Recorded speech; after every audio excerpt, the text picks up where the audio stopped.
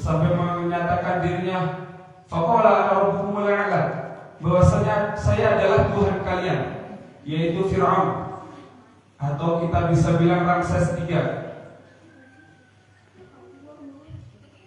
Kalau kita buka Quran surat Al-Baqarah, Fir'aun adalah penguasa Mesir. Fir'aun adalah julukan bagi seorang penguasa yang ada di Mesir, tapi asli namanya adalah Ramses III.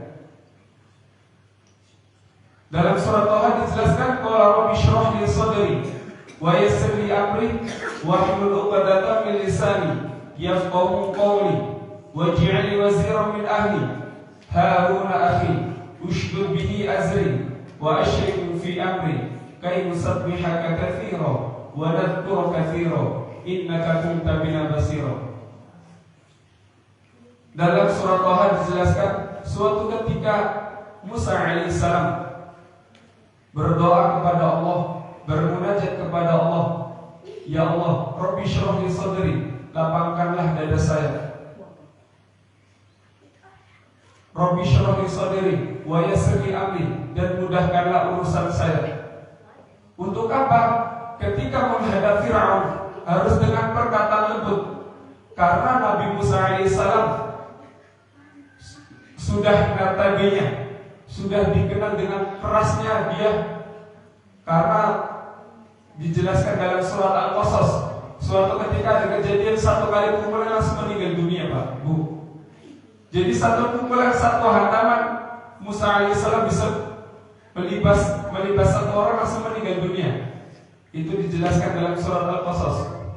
Jadi ceritanya macam ini, Bu, Pak. Suatu ketika ada Bani Israel dan tentaranya Fir'aun gaduh atau lagi berantem, dan dipisahlah duanya ini. Karena Nabi Musa alaihissalam membela Bani Israel, maka dihantamlah yang tentara ini satu kali hantaman, langsung meninggal dunia di tempat. Ini begitu dahsyatnya Musa alaihissalam dengan kekuatannya. Dia memang perkasa, memang kuat, tapi ketika dengan perkataannya dia tidak bisa lembut seperti Nabi Harun alaihissalam. Maka Nabi Musa alaihissalam meminta, bermunajat, Harun sebagai pendampingnya. Kalau kita katakan sebagai jubir lah, juru bicara presiden, kayak gitulah, untuk mendakwai si Fir'aun yang menyatakan kepada dirinya bahwasanya dia adalah Tuhan yang harus disembah oleh semua orang. Karena Nabi Musa alaihissalam ini adalah Bani Israel, maka dia bersama Nabi Harun alaihissalam mendakwainya kepada si Fir'aun yang menyatakan kepada dirinya faqala ana rabbukumul a'la dalam surat An-Nazi'at, yang menyatakan pada dirinya penguasa yang zalim, mempekerjakan Bani Israel itu seperti pekerja rodi, yang pada zaman dahulu kita yang sudah mengetahui semuanya, yaitu pekerja rodi tanpa dibayar sepeser apapun, ya benar ya, Pak? Gimana? Dipaksa kerja tapi tidak dibayar. Ini saya tahu referensi ini ketika saya di Jawa bercengkraman atau bicara ngobrol santai dengan para orang tua yang seumuran berapa? 70 ke atas ya, Pak? Yang mudah mengetahui ya, Pak, 70 ke atas. Dulu berarti saya ceritakan sedikit, Pak, Bu. Dulu waktu di Jawa saya senang sekali dengan orang-orang tua lah, sekitar umuran 70 ke atas. Buat apa? Mencari referensi, buat mencari pengetahuan, mencari ilmu tentang zaman-zaman dahulu sebelum kemerdekaan, tentang pekerja rodi, tentang Soekarno yang diculik untuk mendeklarasikan kemerdekaannya, benar ya, Pak? Yang diculik ke lubang buaya, lupa saya itu. Jadi senang aja dengan orang-orang yang lebih tua daripada saya. Mungkin kalau kata orang tua saya, ibu saya bilang kepada saya, mungkin kalau masalah ilmu kamu bisa menandingi ibu dan bapak, bagus. Tapi kalau masalah pengalaman kehidupan, belum tentu kamu bisa menandingi. Kenapa, Bu? Karena kamu belum tahu manis dan pahitnya dan garam kehidupan. Mungkin ilmu kamu banyak, bisa menghafal Al-Quran 30 juz, bisa kesana kemari, tapi belum satu yang kamu bisa dapatkan, manis kehidupannya rumah tangga. Saya tak pikir juga, oh iya benar ya, karena saya belum nikah juga, Bu, Pak. Jadi belum tahu juga kan manis, pahit dan garamnya kehidupan. Gak tahu macam mana lah. Jemaah yang insyaallah dimuliakan Allah Subhanahu wa taala. Yang ketiga yaitu yadun safiyun, ringan tangannya. Kata Rasulullah SAW dalam hadisnya, man kana lahu ilmun falyatasaddaq bi'ilmihi, wa man kana lahu malun falyatasaddaq bimalihi, wa man kana lahu quwwatun falyatasaddaq biquwwatihi. Kata Rasulullah SAW, barang siapa yang mempunyai ilmu maka bersedekahlah, maka ajarilah dengan ilmu kalian. Wa man kana lahu malun falyatasaddaq bimalihi. Barang siapa yang mempunyai harta, mempunyai uang, maka bersedekahlah dengan uang itu. Wa man kana lahu quwwatun falyatasaddaq biquwwatihi. Dan barang siapa yang mempunyai kekuasaan, mempunyai jabatan, dari mulai RT sampai ke pemerintahan, falyatasaddaq biquwwatihi, maka bersedekahlah dengan kekuasaan itu. Ketika nomor pertama dengan ilmu kita tidak bisa, maka yang nomor dua. Ketika nomor dua tidak bisa, maka nomor tiga. Yang pertama yaitu dengan ilmu. Ketika ilmu kita mungkin tidak mencukupinya, mungkin ilmu kita masih dasar, maka yang nomor dua kita beralihnya dengan harta atau dengan uang kita, dengan tenaga kita. Ketika malu tidak bisa lagi, yang nomor tiga, biquwwatihi, dengan kekuasaannya. Karena dengan kekuasaannya pasti akan menjadi maslahat yang besar. Contoh, ketika kita sudah di pemerintahan, bahkan yang terkecil RT, iya terkecil RT ya Pak, bahkan terkecil RT dengan tanda tangannya pasti akan menjadi maslahat yang sangat besar. Mungkin bisa mengadakan lomba hazard, bisa mengadakan lomba menghafal Al-Quran, surat-surat ayat-ayat atau ayat pendek atau ayat-ayat pilihan. Itu dengan tanda tangannya bisa menjadi masalah yang besar. Bahkan bukan cuma orang muslim saja, bahkan sampai orang yang non-muslim akan kecipratan, akan mendapatkan sedikit dari kemaslahatan yang tanda tangan itu, Pak, Bu. Jemaah yang dimuliakan Allah Subhanahu wa taala, yang terakhir yaitu qalbun taqiyun, hati yang selalu mendekatkan diri kepada Allah Subhanahu wa taala. Dalam ini dijelaskan dalam surat Al-Baqarah ayat 197 yang berbunyi, wa tazawwadu fa inna khairaz zadi taqwa. Berbekalah kalian semuanya. Fa inna khairaz zadi taqwa, karena sesungguhnya sebaik-baik bekal, manfaatnya bekal adalah ketakwaan kita.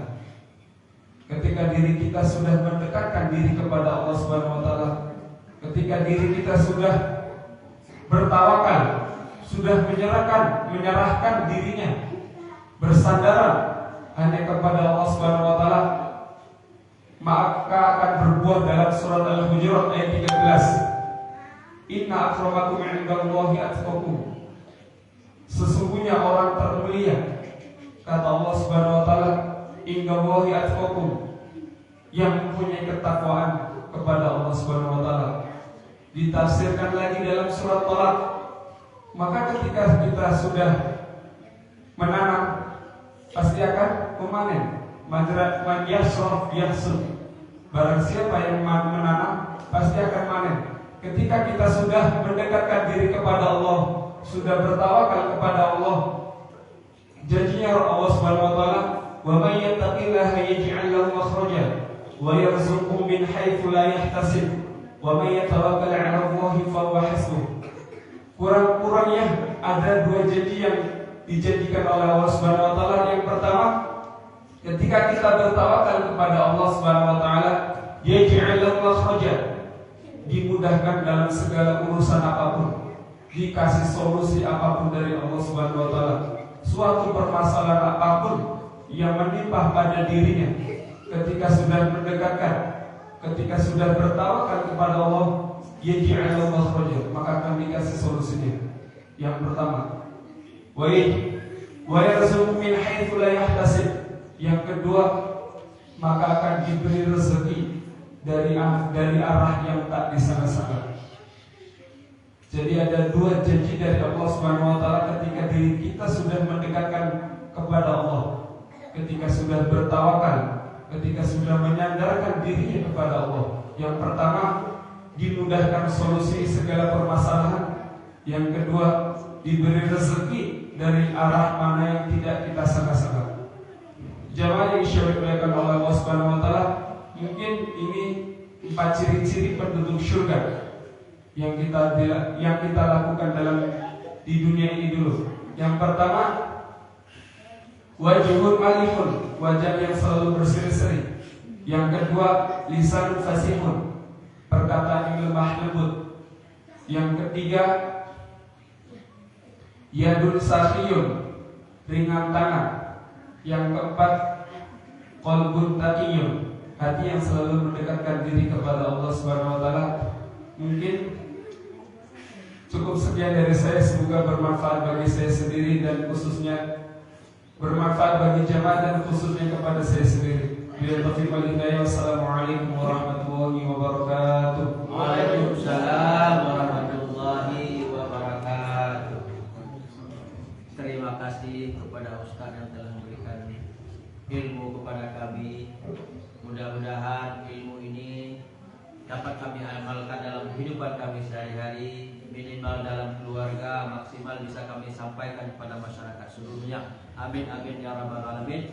Mungkin dalam penjelasan Ustaz tadi ataupun ceramah Ustaz tadi ada pertanyaan yang perlu ditanyakan ataupun di luar materi tadi pun bisa ditanyakan. Untuk itu Bapak-bapak, Ibu-ibu silakan untuk bertanya. Silakan Pak Agus. Assalamualaikum warahmatullahi wabarakatuh. Waalaikumsalam warahmatullahi wabarakatuh.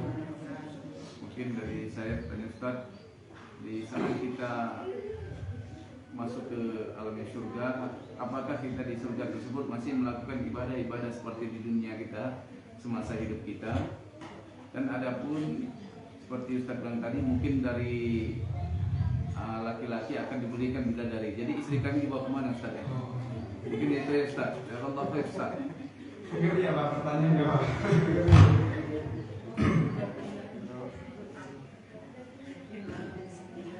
Dari referensi saya yang pernah dengar dan yang pernah saya baca tentang masalah surga, yaitu kata Gus Baha atau kita bisa sebut Kiai Haji Bahauddin Nur Salim itu berkata dalam ketika ceramahnya, dan saya juga pernah baca bukunya sedikit, masalah surga ini kan kita tidak mengetahui sama sekali Pak. Makanya disebut dengan jannun, jannatun, karena yang tidak tampak sama sekali sama kita. Seperti dengan janin, tersembunyi ada saternya.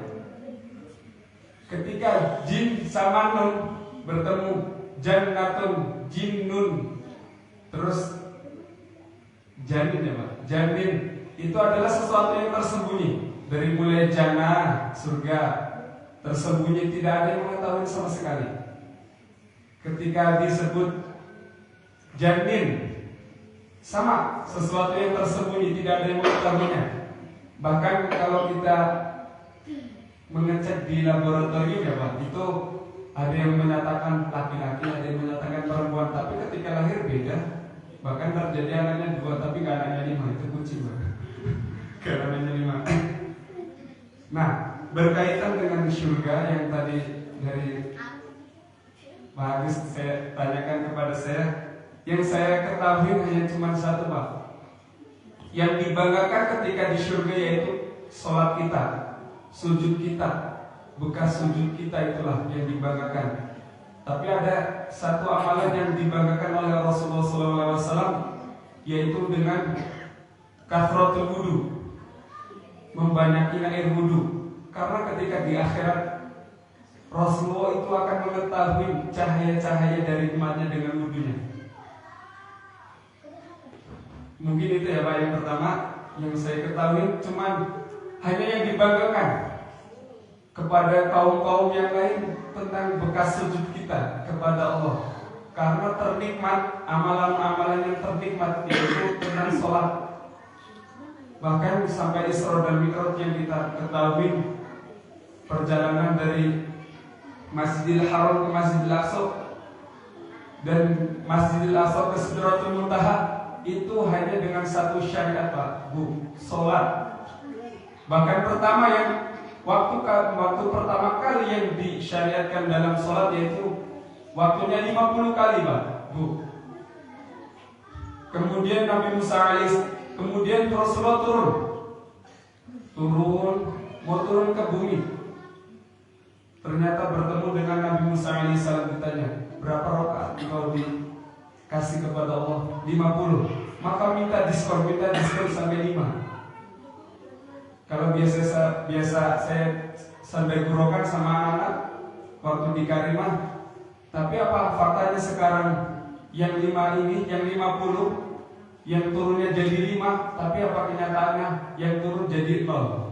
Mayoritas kepada kita semuanya di kalangan kita meninggalkan sholat semuanya, dari sholat subuh sampai sholat isya. Jadi syariat sholat itu yang dibawa dengan Isra dan Mi'raj yang sudah kita ketahui semua ceritanya. Yang kedua, kathratul wudu, membanyakin air wudu kita, membanyakin wudu kita. Itu yang dibanggakan oleh Rasulullah ketika di Yaumil Akhir. Yang kedua itu tentang masalah yang berat kali ini masalah tentang bidadari dan wildan mukhalladun dalam surat Al-Insan. Anak laki-laki yang mungkin udah tampan, soleh, tapi entah macam mana saya pun belum tahu Bu, Pak, belum pernah merasakan juga ke akhirat. Jadi cuma baca dari Al-Quran. Dulu berarti ketika saya metodenya menghafal Al-Quran itu dibaca ayatnya dulu, Pak. Jadi kenapa dibaca artinya dulu? Itu memudahkan kita untuk merangkat hafalannya. Kalau saya bagikan ceritanya FTV lah, ada cerita apa ya? Awalnya dulu, akhirnya ternyata ada endingnya ternyata happy, itu seperti itu. Jadi mengetahui cerita dari Al-Quran itu lebih mudah Pak, Bu. Ketika kita buka surat An-Naml, ternyata ada cerita yang semut, yang sebelumnya ada Nabi Sulaiman alaihissalam dengan bala tentaranya akan lewat mau menginjak semut. Ternyata Nabi Sulaiman bilang, berhentilah kalian semuanya, ada semut yang ingin masuk ke lorongnya. Kata semut, wahai semut yang lain, ada Nabi Sulaiman yang akan lewat, nanti kita diinjak. Maka Nabi Sulaiman senyum terlebih dahulu, fatabasam, maka tersenyum terlebih dahulu dan mengatakan kepada tentaranya, stop terlebih dahulu, semut dan bala tentara yang lain akan masuk ke lorong. Nah, bercerita tentang bidadari dan anak soleh yang tadi Pak. Itu ketika saya baca buku referensi tentang surga juga, itu para lelaki dapat bidadari, bener Pak. Tapi ini ada tapinya Pak. Sama dengan masalah dengan surat An-Nisa ayat 3. Wa in khiftum alla tuqsitu fil yatama fankihu ma tawalakum minan nisa'i matna wa thulatha wa ruba'. Wa in ta'tadilu fawahidatan aw ma malakat aymanukum. Maka ketika tidak bisa adil maka satu. Tuh. Ini bercerita tentang yang ayat 3 tadi tentang poligami Pak Bu. Tapi saya belum merasakan juga jangan. Jadi kata yang dalam Quran surat An-Nisa itu ketika tidak bisa tidak menikahi 2, 3, 4, tapi ketika tidak adil, maka 1 lah. Nah, bercerita tentang tadi bidadari dan wildan mukhalladun. Semua para lelaki memang mendapatkan bidadari dari Allah Subhanahu wa taala. Tetapi di samping itu juga didampingi oleh istri soleh dan istri yang soleha. Maka ketika bidadari mendekati suaminya yang istri ini, maka yang istri ini pasti akan cemburu. Jadi ketika saya baca buku ketika saya baca buku, maka istri ini yang selalu mendampinginya. Bidadari akan mengalah terlebih dahulu, karena tidak tahu kita kehidupan di akhirat kelak. Cuma dijanjikan kita akan mendapatkan bidadari, tapi selalu didampingi dengan istri yang solehah di dunia, yang selalu mengajak kepada kebaikan. Bahkan kata Rasulullah, mudah bagi seorang perempuan, seorang wanita memasuki surga ketika menjaga salat 5 waktunya, puasa di bulan Ramadan, dan taat kepada suaminya. Yang terakhir, yang masalah wildan mukhalladun, itu hanya sebagai penyanding segala, kayak kita bahasakan sebagai bahasa kasarnya sebagai pembantu, Pak, yang melayani segala apapun yang dimintakan kepada dari seorang istri ini, Pak. Mungkin itu saja yang bisa saya sampaikan. Insya Allah kalau ada referensi lagi nanti saya jawab lagi, Pak. Insya Allah. Iya. Terima kasih Ustaz. Mungkin dari ibu-ibu ada yang mau bertanya, silakan.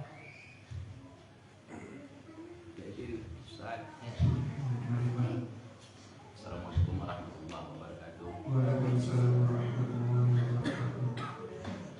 Pertanyaan yang pertama tentang awal Islam, dan kedua adalah tentang bersaksi.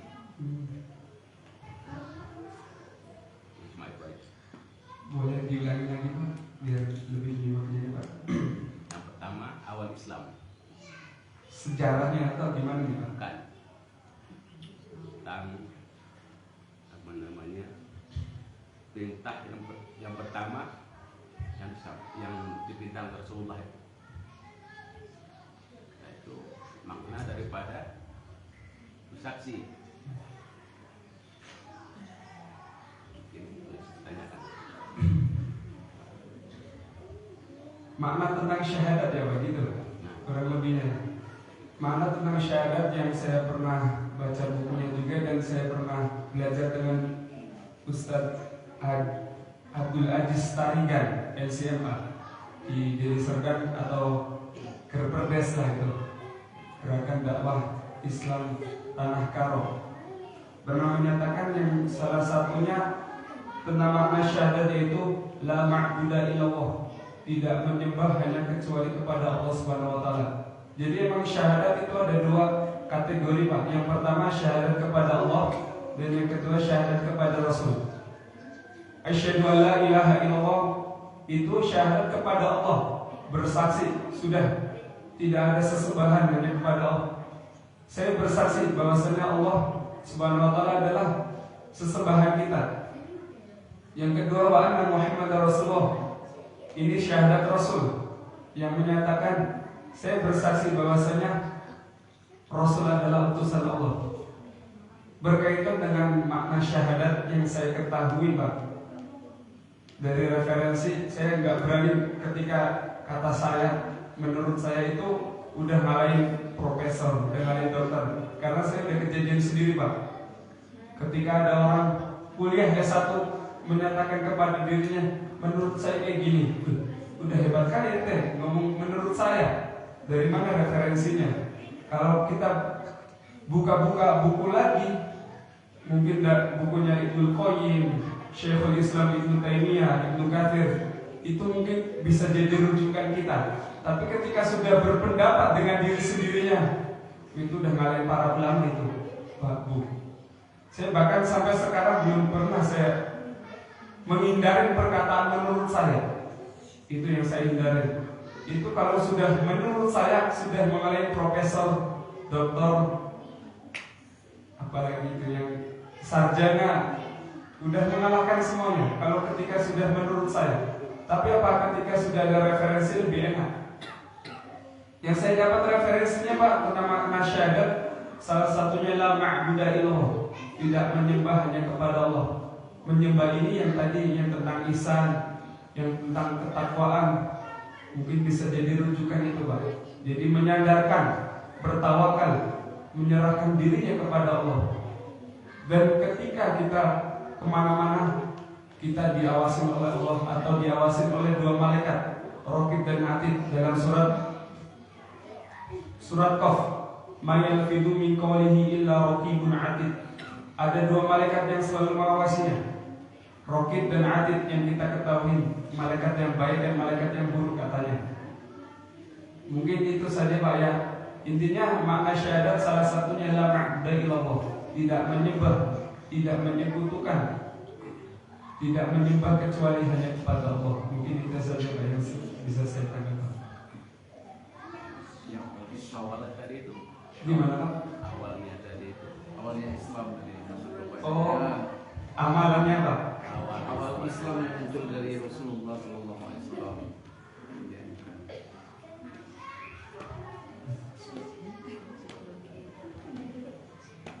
Awal muncul Perintahnya dari Rasul ke Islam. Nah,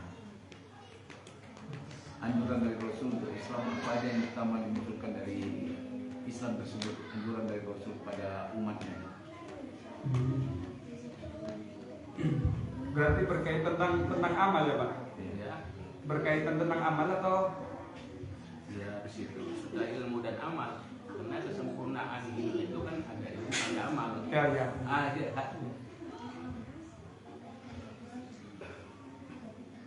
Jadi ketika saya di Gontor ada perkataan yang al ilmu qabla al amal. Jadi punya ilmu dulu baru beramal, gitu ya Pak? Oke. Jadi ketika saya di Gontor waktu itu disuguhkan dengan perkataan sedikit tapi menyentuh. Al ilmu qabla al amal. Berilmulah sekalian baru beramal. Jangan amal dulu baru berilmu. Kalau ini juga ada berkaitan dengan cerita tentang setan. Iya betul ya Pak. Setan yang mengganggu orang yang sholat suntuk satu malam dengan orang yang mempunyai ilmu walaupun dia tidur. Apa yang mudah mana yang diganggu? Ternyata yang sholat satu malam yang suntuk karena tidak mengetahui ilmu-ilmunya. Yang kedua, orang yang berilmu diganggu tidak bisa karena dia tahu adab-adab sebelum tidur. Jadi ada berkaitannya al-ilmu qabla al-amal. Masalah tentang amal ya Pak? Awal amal gitu ya Pak? Awal Islam. Awal mungkin dari maksud dari Bapak ini, awalnya perintah dari Islam, Rasul menganjurkan pada kita umat Islam. Jadi apa-apa yang dianjurkan dari perintah Islam tersebut kepada umatnya Rasulullah Sallallahu Alaihi Wasallam. Anjuran tentang amal setelah syahadat, ya insya Allah ya masalah sholat Pak. Masalah sholat, kalau kita sholatnya, maaf mungkin kalau kayak para mu'alaf atau baru yang masuk Islam ya Pak, mungkin yang pertama memang untuk menyatakan syahadat terlebih dahulu. Asyhadu an la ilaha illallah wa asyhadu anna Muhammadar Rasulullah. Yang kedua dianjurkan, kata Rasulullah dan kata para ulama yang dahulu salaf itu menganjurkan tentang kedua, yaitu tentang sholat. Sama dengan ketika dakwah. Ketika dulu dakwah masih dengan sir, bukan jahar, masih dengan sembunyi-sembunyi. Karena apa? Masih sedikit yang masuk Islam, maka dengan sembunyi-sembunyi. Maka ketika Umar sudah masuk ke kalangan umat muslim, maka dengan jahar, maka dengan terang-terangan, karena sudah kuat semuanya. Ada permisalan lagi dengan ketika ziarah kubur. Ziarah kubur dulu dilarang.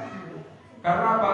Mengkhawatirkan imannya masih lemah, dan mengkhawatirkan menyembah lagi kepada kuburan-kuburan dan yang lain sebagainya. Mungkin itu Pak yang bisa saya jawab Pak. Terima kasih kepada Ustaz Bagus yang telah menjelaskan. Mungkin Bapaknya kalau kurang puas pertemuan selanjutnya bisa dilanjutkan lagi karena ini waktunya juga udah terang, mungkin ada bapak-bapak dan ibu ada juga sesuatu lagi yang perlu dikerjakan karena ini hari Minggu kan. Kita padai dulu di sini. Mudah-mudahan apa yang disampaikan sama Ustaz tadi bisa kita amalkan dalam kehidupan sehari-hari dan tidak merasa puas di sini. Kita terus mengkaji dan terus mengkaji. Itulah yang dapat disampaikan tadi, kita amalkan dalam kehidupan sehari-hari. Ini ada acara yang terakhir yaitu acara sarapan kita bersama kepada bapak-bapak, ibu-ibu dan anak-anak kami. Di bawah ada tersediakan makanan. Kita ucapkan kepada donatur, mudah-mudahan dilapangkan rezekinya, disihat-sihatkan, dimudahkan segala urusan dunia dan akhirat. Dan kepada ibu-ibu yang menyiapkan di bawah, dicatat oleh Allah Subhanahu wa taala satu kebaikan dan kita petik di yaumil mahsyar kelak. Amin amin ya rabbal alamin. Kita tutup pertemuan kita dengan membacakan doa kifaratul majlis. Subhanakallahumma wa bihamdika asyhadu an la ilaha illa anta astaghfiruka wa atubu ilaik. Assalamualaikum warahmatullahi wabarakatuh.